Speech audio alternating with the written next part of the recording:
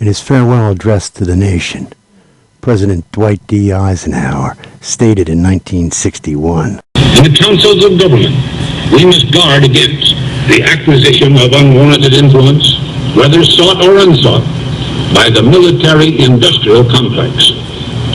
The potential for the disastrous rise of misplaced power exists and will persist. We must never let the weight of this combination endanger our liberties or democratic processes."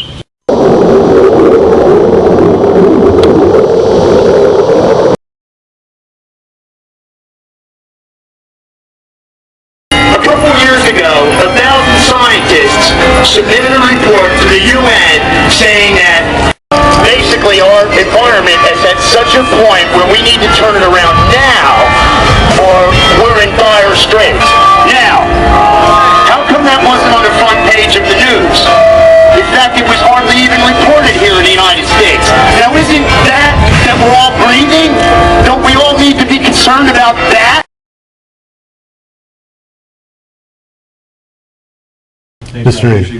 Ken Hildebrand from MajorMediaBypass.com. Just briefly, a small amount of people who were not elected kept you out of the debates, and therefore we didn't hear about the real risk of global warming, the fact that we could be using hemp to grow our own oil right now, that our top crime is a non-crime, and we house a quarter of the world's incarcerates. These are all real issues, and what I'm asking that you do is speak to the American people and ask them to vote their conscience and to take a look at these real issues which people who were not elected kept from us. And would you be willing to talk to us about this? Well, of course. There's no time to go into our reform of the criminal and justice system, but being in Iowa, I do want to emphasize that we have long favored the legalization of industrial hemp, which has 5,000 known products, can reduce our reliance on oil. It would be nice to have the two candidates talk about a multi-billion-dollar crop that will advance our national security by reducing our reliance on foreign oil, as well as provide environmentally benign crops and income for hard-pressed farmers.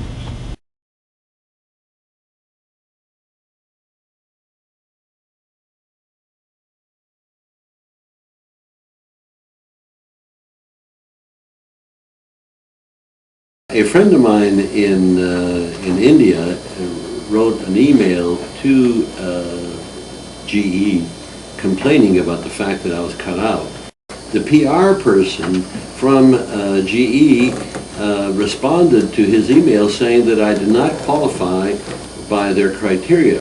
That was the final nail in their coffin with respect to their getting involved in censuring a presidential candidate. So here you have a defense contractor, a private corporation, making a decision as to whose voice is going to be heard.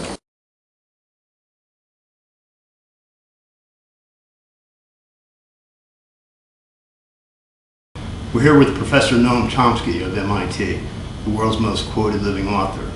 Here we are on the day of the New Hampshire primary. More reasonable candidates, arguably more reasonable candidates, such as Mike Gravel, Ron Paul, and Dennis Kucinich, have been greatly marginalized by the major media, even to a point of eliminating them from public debates. Have you any thoughts regarding this?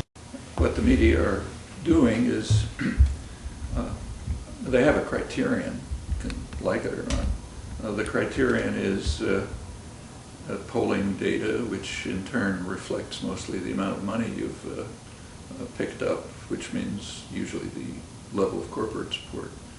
And somebody like Mike Gravel is not going to accumulate that kind of financing. However, the media, if they were serving a public function, would not choose to reflect such, to adopt such criteria. They would give fair opening to anyone who's running in the race. As Marshall McLuhan stated, only the small secrets need to be protected. The big ones are kept secret by public incredulity.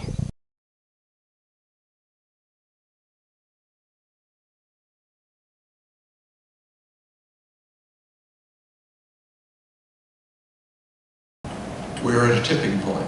We're at a point, a bifurcation point, to use words from systems theory.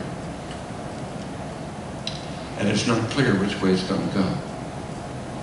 But we are the ones that are going to determine which way it's going to go. And it's up to us.